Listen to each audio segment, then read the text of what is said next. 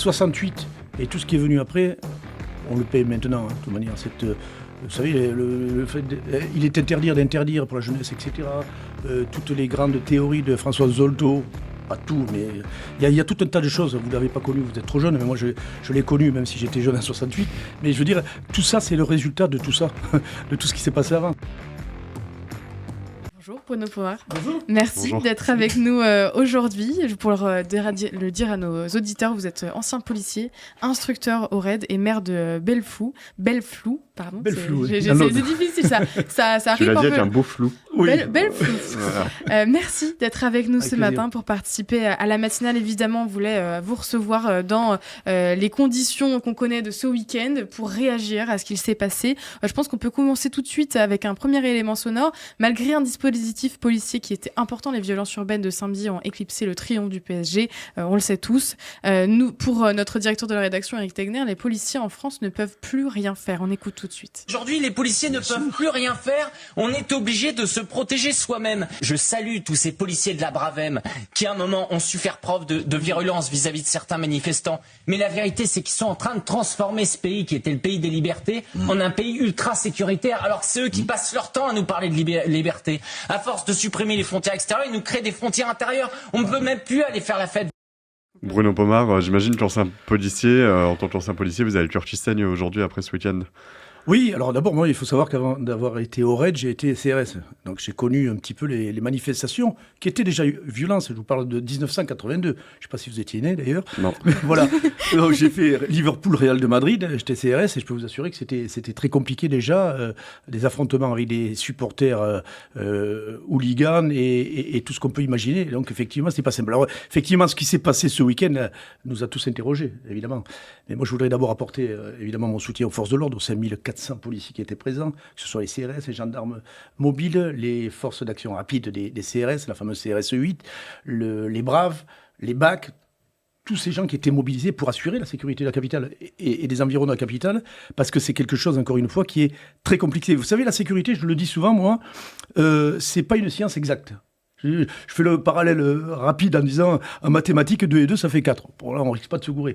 La sécurité c'est quelque chose sur lequel on n'est jamais parfait. Il y a des surprises. Ben oui, alors quand on sait qu'on a quand même un préfet de police qui est à la hauteur, Laurent Nunez qui est un homme d'expérience que je connais moi depuis très longtemps, qui a assumé tous les postes et qui est un homme qui tient ses troupes comme on dit, je peux vous assurer que lorsqu'on a vu ce qui s'est passé ce week-end, effectivement on peut s'interroger. On peut s'interroger parce qu'il y a eu les Jeux Olympiques et on s'est dit tiens les Jeux Olympiques tout s'est bien passé. 45 000 policiers, gendarmes, militaires, évidemment. Est-ce qu'on peut mettre sur une opération comme on a vu ce week-end 45 000 policiers et gendarmes? Il ne faut pas rêver. C'est des coûts, c'est des mobilisations de policiers, de gendarmes considérables. Quand on sait le nombre de missions, le travail qu'ont nos policiers au quotidien, c'est un peu compliqué. Ça a épuisé en plus. Les JO, ça a épuisé beaucoup des forces de l'ordre, même s'il y a eu des roulements. Oui, nous, on en rencontrait ici au coin de la rue qui étaient de Strasbourg. Enfin, par contre, c'était génial de pouvoir les rencontrer, de pouvoir discuter parce qu'ils avaient une autre vision.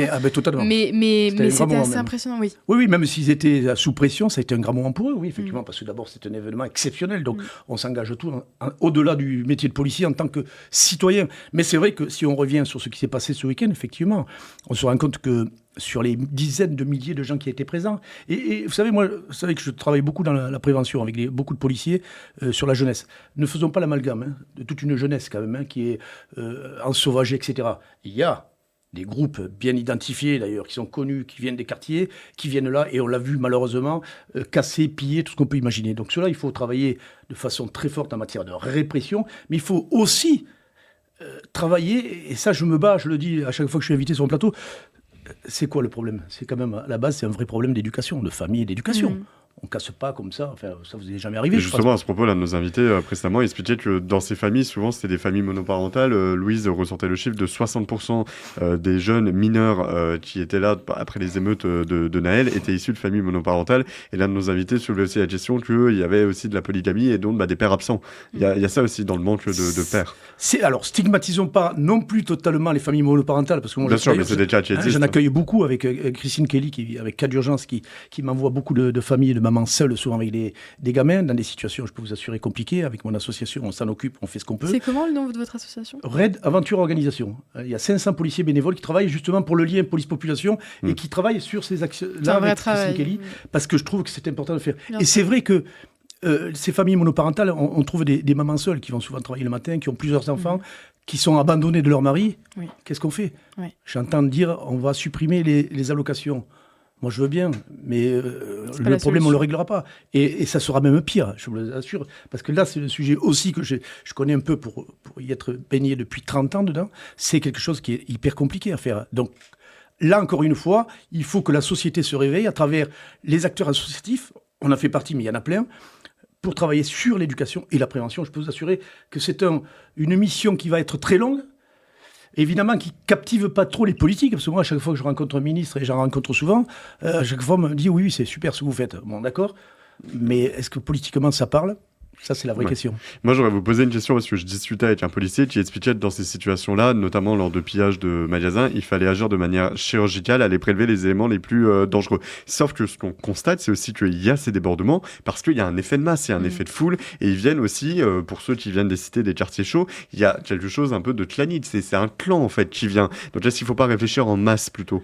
Mais écoutez, techniquement, d'abord, il faut savoir que le maintien de l'ordre, c'est adapté. On le disait tout à l'heure, on a cette force d'action rapide, la CRS 8, qui, au lieu de travailler en unité constituée, mais travaille en petit groupe, on réagit à ce que font les voyous de banlieue, les décérébrés, ou ce que vous voulez les appeler comme vous voulez, ou les barbares. C'est pas un problème. Partagez-vous ce terme de Bruno Retailleau? Oui, mais de toute manière, ça reste des termes. Après, on commence à nous parler de civilisation, de race, etc. Écoutez, ça reste des barbares pour moi, des voyous, des décérébrés, enfin, tout ce que vous voulez. Parce qu'ils ne méritent que ça. Donc, le maintien de l'ordre, c'est quand même fort bien adapté. On a les bacs qui savent faire du saut dessus. On a les braves, qui ont été quelque chose d'important en matière de réponse au maintien de l'ordre qui a évolué depuis les Gilets jaunes avec les Black Blocs, rappelez-vous. C'est un peu la même forme, des noyaux qu'il faut essayer d'extraire de la masse. Et c'est là où c'est compliqué. Enfin, on a quand même l'impression qu'on a maté les Gilets jaunes, que ça on a su faire, mais que là, les voyous de banlieue, on n'y arrive pas. Pourquoi? Parce qu'on a peur des débordements et des émeutes ensuite? Oui, il y a du discernement, il y a des interrogations que se pose la salle de commandement de la préfecture de police et le préfet et son état-major, sûrement, effectivement. Attention, on interpelle ce qui s'est passé avec le Footlocker, les gars. Ils les ont interpellés d'ailleurs, en majorité. Bon, relâchés. Ils ont été relâchés. Le résultat judiciaire est quand même très léger. On imagine la frustration des policiers. Ouais, bien c'est sûr, terrible. alors, on a des mises en examen qui sont ridicules. Du sursis, c'est catastrophique. travail d'intérêt général, une amende. Là, il va falloir évidemment que ça soit concret à un moment donné. Et je pense que Gérald Darmanin a envie que ça se fasse, mais après concrètement, vous savez, au bout de la ligne, je fais une parenthèse sur la justice, Darmanin a envie de plein de choses. Mais au bout de la ligne... Supprimer le sursis, notamment. Oui, mais encore une fois, ça serait une bonne chose, à mon sens, et un emprisonnement certain, de 1 à 3 mois, pourquoi pas. Le problème, c'est qu'au bout de la ligne, il y a quoi? Il y a un juge qui décide. C'est un être humain, comme vous, qui décide de dire, je mets 1 mois ou je mets 3 ans. C'est ça, la vraie question. Est-ce qu'il ne faut pas plus de réponse collégiale de la part des juges pour qu'on ait un peu... D'où les questions de peine plancher, de peine minimum. Alors, là aussi, oui, obligatoire. Mais encore une fois, on est dans un pays de liberté, la France. C'est terrible à dire, mais liberté, c'est là où c'est toute et la on pense difficulté. à l'individu plutôt qu'aux actes aussi, énormément.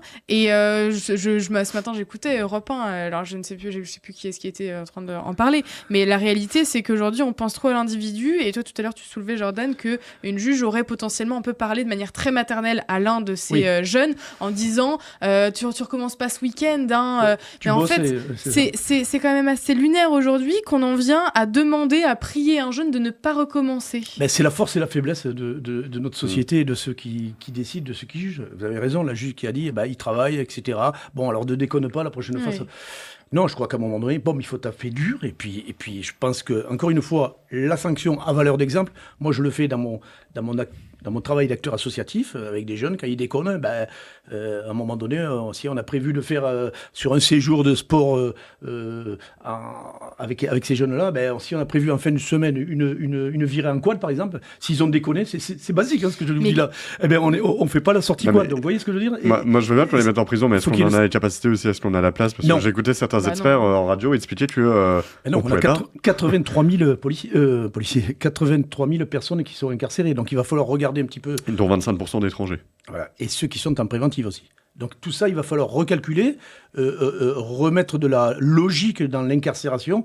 Le mec qui a fait un détournement de fonds de son entreprise, il n'a pas à prendre 1 ou 2 ans ou 3 ans de prison. Enfin, encore qu'on ne les fait pas les 1 an de prison. Bref. Non, mais vous voyez ce que je veux dire? Donc il faut analyser un petit peu les faits commis par les individus et sanctionner. Le fait d'avoir décidé une prison pour les narcotrafiquants, les 200 formidable. Mais vous voyez déjà, la Ligue des droits de l'homme, tout le monde va se mettre dessus et dire on va pas leur mettre de téléphone. Mais on est des barbares.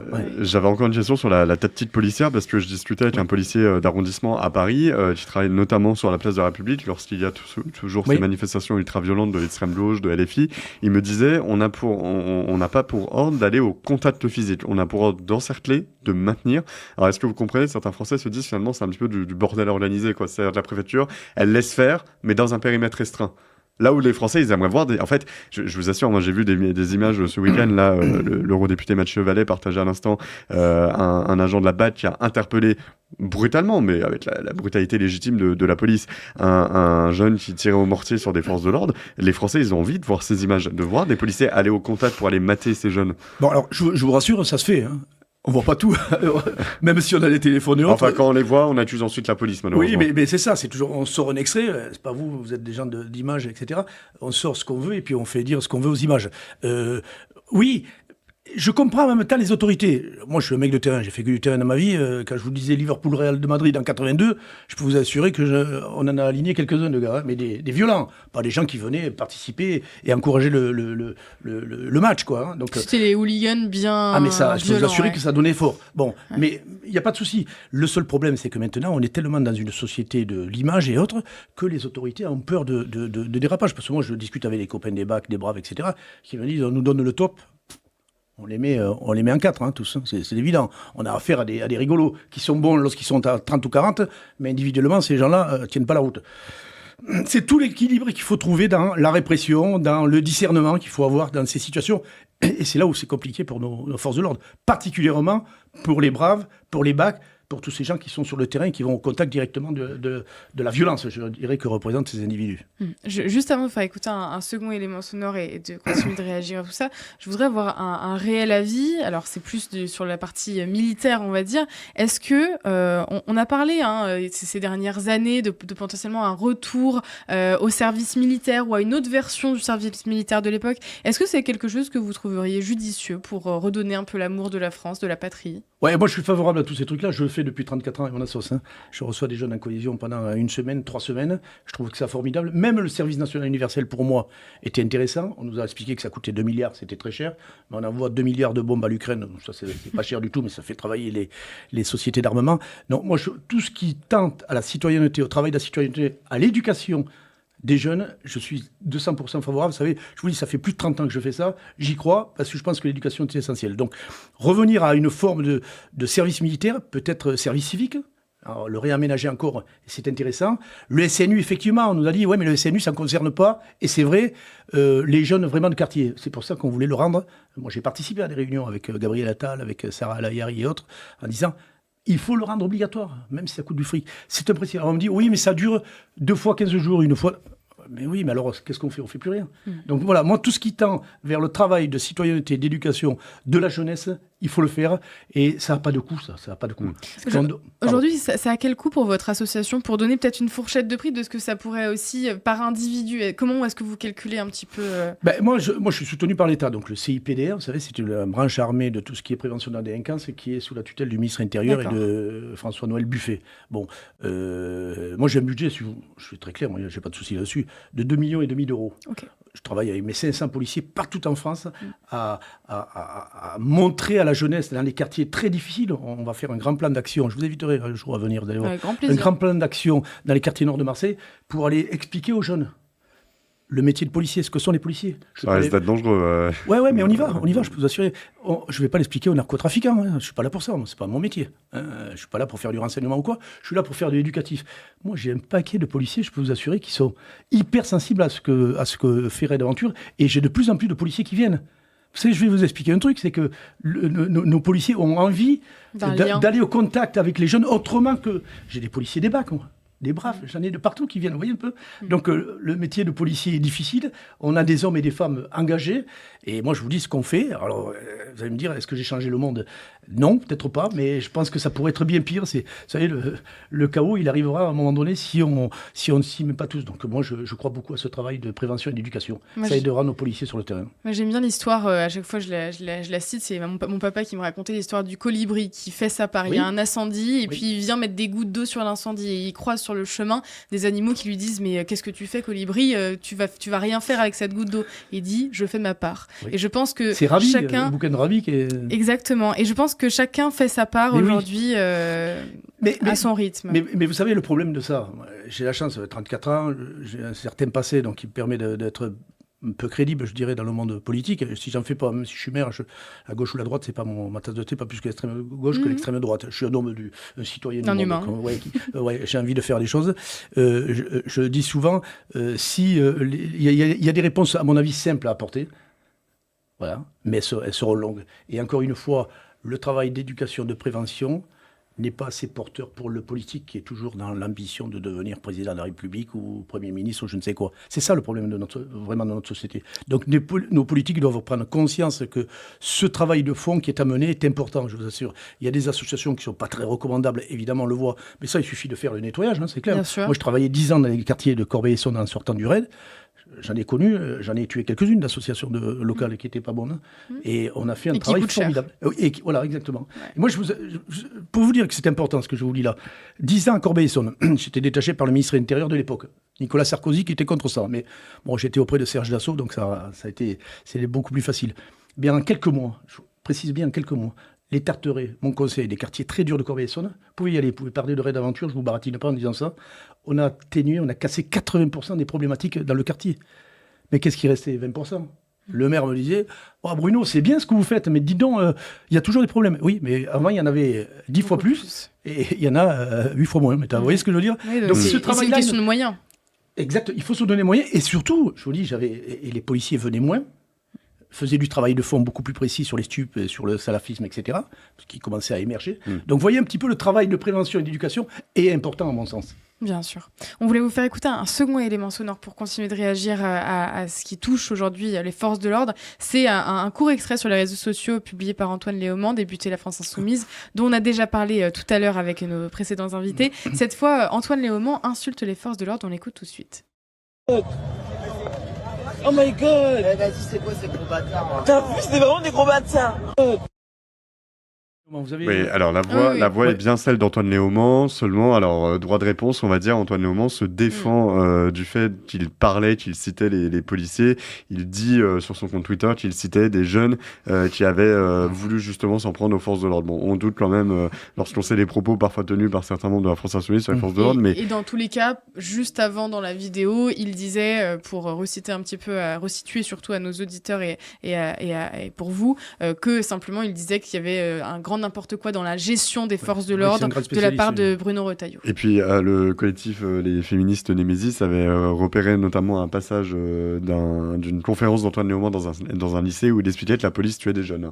Voilà, donc il n'est pas exempt non plus de ces critiques, mais quand vous voyez au moment où on apprend, je fais ce parallèle, que le policier qui a accidentellement tué Naël va être jugé pour meurtre, je repose un peu la question du début, j'imagine, vous entendez vos collègues insulter comme ça, vous vous dites, mais comment on a pu en arriver dans un pays où on insulte ceux qui nous protègent? Parce que, excusez-moi de revenir toujours au même sujet, mais on a laissé, vous savez, 68 et tout ce qui est venu après, on le paye maintenant, de toute manière. Vous savez, le fait il est interdit d'interdire pour la jeunesse, etc. Toutes les grandes théories de François Zolto, pas tout, mais il y a tout un tas de choses. Vous ne l'avez pas connu, vous êtes trop jeune, mais moi je l'ai connu, même si j'étais jeune en 68. Mais je veux dire, tout ça, c'est le résultat de tout ça, de tout ce qui s'est passé avant, c'est-à-dire le déni, de permettre aux jeunes de faire tout et n'importe quoi, d'interdire. Il était interdire d'interdire. C'est ça, c'est le travail de l'éducation à la base, c'est ça. Toutes les problématiques qu'on rencontre maintenant, c'est encore une fois de l'éducation. Quant à Antoine Léaumont, je l'ai eu il y a quelques jours sur un plateau de télévision face à moi, je lui ai expliqué, effectivement, il a essayé, vous savez, ils ont un double langage toujours à LFI, c'est des grands spécialistes là-dessus. Je lui ai dit, écoutez, moi, vous ne m'expliquez pas, monsieur. D'abord, il devrait avoir la décence de se taire, au même titre que Teddy Riner, au même titre que Ségolène Royal, qui nous parle de la technique, de maintien de l'ordre, etc. Ils veulent remettre à plat la police. Ils sont qui, ces gens-là, pour se permettre de dire des choses pareilles? J'entendrai Laurent Nunez parler, j'entendrai des spécialistes parler, Mathieu Vallée parler, évidemment, même si, vous voyez, il est politique maintenant, mais des gens qui connaissent le terrain, qui sont allés se salir les mains, et qui sachent ce que...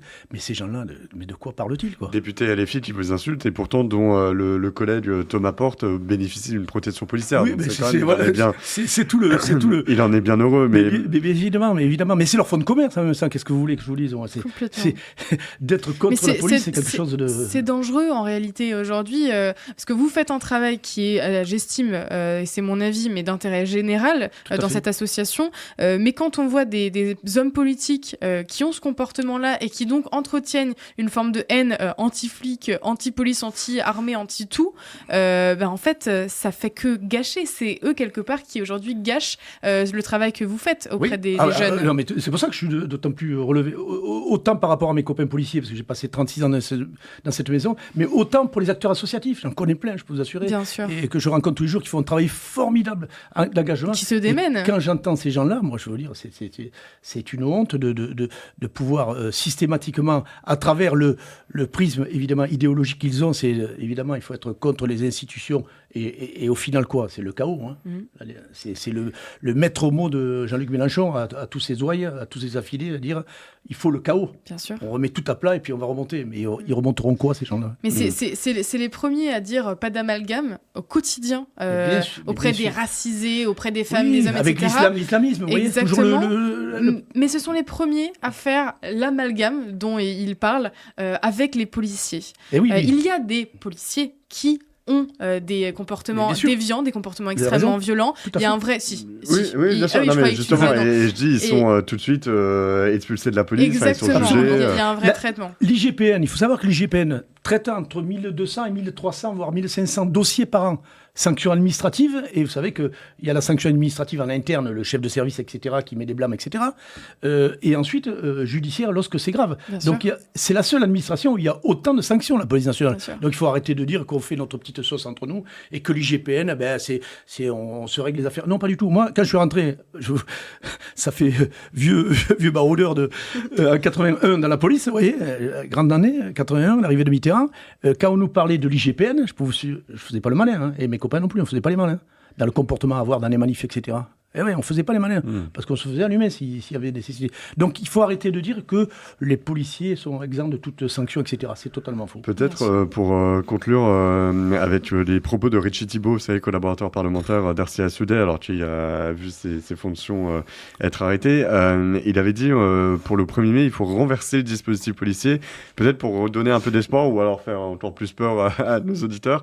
Est-ce que vous pensez qu'un jour, quand on voit ces scènes, on va arriver à des moments où oui, le dispositif policier va être renversé et ils vont prendre le dessus et vous ne pourrez plus rien faire? Mais non, moi je suis très optimiste. On a un savoir-faire d'un maintien de l'ordre qui est reconnu dans le monde entier.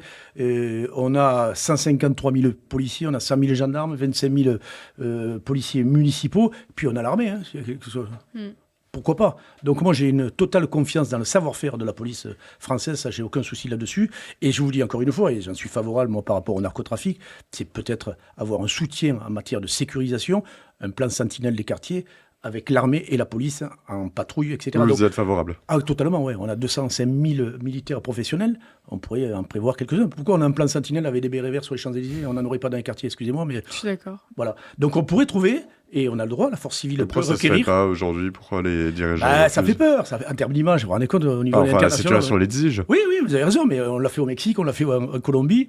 Et rappelons-nous... ça tombe bien, la France est en train de se mexicaniser. C'est quand même inquiétant. Donc je pense qu'à un moment donné, les autorités et les politiques prendront peut-être le dessus là, sur cet aspect-là. Moi, je fais une tribune là-dessus, et je le dis à chaque fois, il n'y a rien de fascisant ou quoi que ce soit. Je dis simplement que lorsqu'on a fait le plan Sentinelle après les attentats ça à la demande de Cazeneuve.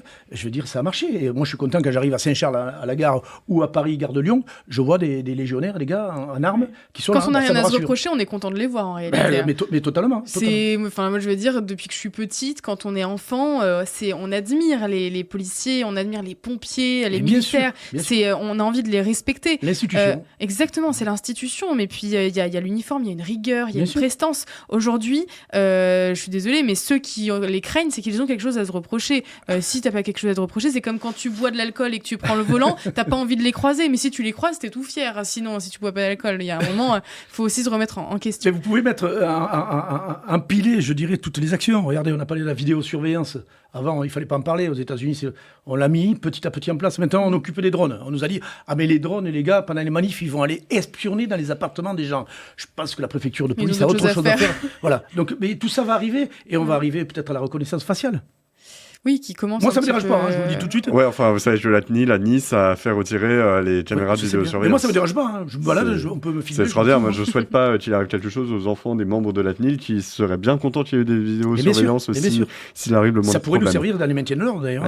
Parce qu'ils ne sont pas cagoulés, on peut arriver à... Et même en étant cagoulés, on peut arriver à... C'est ça qui est extraordinaire, c'est qu'ils ne viennent même plus cagoulés. C'est-à-dire qu'ils ont vraiment plus aucune peur. Tout à fait. La plupart étaient à visage découvert. Non, il y a beaucoup de choses sur lesquelles encore on peut avancer. Avec les droits, respecter les droits institutionnels qui sont les nôtres. Dieu sait si on est quand même protégé dans ce pays. Je veux dire, on fait que des lois d'ailleurs. Nos législateurs sont toute la journée à pondre des lois qu'on n'applique pas la plupart du temps. Il faut arrêter. Ou les commissions, vous savez, le truc des commissions. Commission du moustique, j'aime bien le dire. Petite dernière question très rapidement, parce que je pense que nos éditeurs ont vu cette image malheureusement de jeunes qui sont montés sur la statue de Jeanne d'Arc. On risque quoi quand c'est de la dégradation du mobilier urbain? Je pense que l'image elle est terrible, quoi. Des drapeaux palestiniens sur Jeanne d'Arc. Ils vont avoir un rappel à la loi. Non, ils vont avoir sursis encore ou des TIG. On va leur dire, vous descendez. Hein. Voilà. Attention, hein, parce que ça va pas le faire. Jeanne d'Arc voyait ça. Il faut donner du sens à la sanction. C'est pour ça que sanctionner, c'est pas pour le plaisir de sanctionner, c'est qu'il faut donner du sens. Donc il faut que ce soit éducatif. Même si on file 1 mois d'emprisonnement à un jeune, il faut que ces 1 mois soient éducatifs, servent à quelque chose. Quoi. Il faut qu'il craigne la sanction. Oui, tout à fait. Exactement, comme un enfant, quelque part. Bah oui, c'est ça. Ouais, mais bien sûr. Hein, éduquer, rééduquer. Non, mais on fait une bêtise. Moi, je suis désolée, mais j'ai pas reproduit mes bêtises de jeunesse quand je les faisais. C'est parfois, on se demande même s'il faut pas rééduquer certains parents. On a vu. Alors oui, ça c'est. Pardon, mais souvenez-vous de la situation à Châteauroux où le jeune Mathis a été tué par un Afghan délinquant. Sa mère est descendue, elle-même l'achever. Et à Nîmes, il y avait une adolescente de 16 ans qui est rentrée dans un lycée où un adolescent avec un couteau, sa mère l'a suivi avec la même virulence. C'est bien, oui. Mais oui, il y a un travail. Il y a aussi des parents à rééduquer. Alors, dans certaines villes, vous avez des maisons des familles. Il y a des villes qui font des choses quand même. Mais il y a des élus quand même qui travaillent sur ces sujets-là. Mais la problématique est tellement vaste que, encore une fois, il faut qu'on ait des mouvements associatifs sérieux. Croyez-moi, et il y en a. Moi, j'en connais depuis 34 ans. Parce qu'on a dit à un moment donné, oui, mais c'est... Il y a des mouvements qui font de l'entrisme, etc. Non, moi je prends des vraies associations comme la mienne. On est là pour la citoyenneté, pour aider les jeunes. On n'est pas là pour faire quelconque entrisme de quoi que ce soit. Mais je crois que c'est essentiel. Si on n'a pas ça, on sera toujours en opposition, c'est-à-dire en réaction à tout ce qui se passe. Et on ne réglera pas le problème de fond, qui est encore une fois pour moi l'éducation, la prévention sont essentiels pour notre jeunesse. Exactement. De toute façon, moi, à mes yeux, il y a aujourd'hui tout à refaire, notamment au niveau de l'éducation nationale, du sol au plafond. Il y a des moyens à mettre, c'est essentiel. Les moyens doivent être mis là-dessus et sur la défense principalement. Une bonne éducation, ça fait des bons enfants et des têtes sur les épaules en général. Je vous fais une dernière remarque de ce que fait notre association. On est allé à Mayotte à la demande de la PJJ. Vous voyez, on a fait travailler les policiers avec la prévention judiciaire de la jeunesse. On est allé faire des séjours de rupture avec des jeunes qui ont été pris sur les barrages. Vous savez, qui était capable de me couper une main pour attaquer les voitures. À la machette. Bon, vous savez ce qu'on a fait pendant le séjour de ces mêmes jeunes? On leur a fait une embuscade, sans qu'ils le sachent.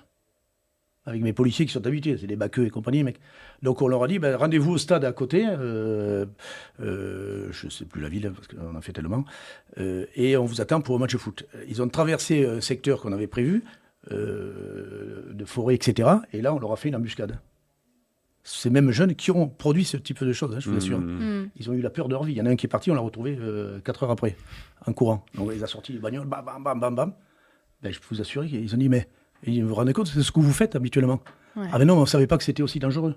Voyez un peu le travail qu'il y a à faire. Dangereux et traumatisant. Ah ben et eux ont été traumatisés. Oui. Donc c'est pour vous dire un Belle peu. leçon. Ça a Bien surpris nos amis de la PJJ parce que c'était important de le faire. Oui, mais... Le choc psychologique des mecs qui font au quotidien Mais ça. il faut un électrochoc. Ah il ouais. faut un électrochoc à Donc cette c'est pour jeunesse vous dire qui ne qu'il y a du réalise pas. travail. Exactement, il y a un vrai travail et bravo pour ce que vous faites. C'est gentil, merci. Merci d'avoir été avec Avec nous grand et plaisir. j'invite tous nos auditeurs à se renseigner sur ce que vous faites, à s'intéresser à votre travail.